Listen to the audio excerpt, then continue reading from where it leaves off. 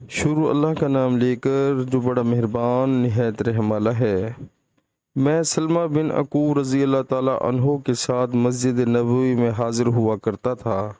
سلمہ رضی اللہ تعالیٰ عنہ ہمیشہ اس ستونوں کو سامنے کر کے نماز پڑھتے جہاں قرآن شریف رکھا رہتا تھا۔ میں نے ان سے کہا کہ اے ابو مسلم، میں دیکھتا ہوں کہ آپ ہمیشہ اسی ستون کو سامنے کر کے نماز پڑھتے ہیں۔ انہوں نے فرمایا کہ میں نے نبی کریم صلی اللہ علیہ وآلہ وسلم کو دیکھا۔ آپ صلی اللہ علیہ وآلہ وسلم خاص طور سے اسی ستون کو سامنے کر کے نماز پڑھا کرتے تھے۔ صحیح البخاری کتاب نماز کا بیان، ستونوں کی آڑ میں نماز پڑھنا، حدیث نمبر 502۔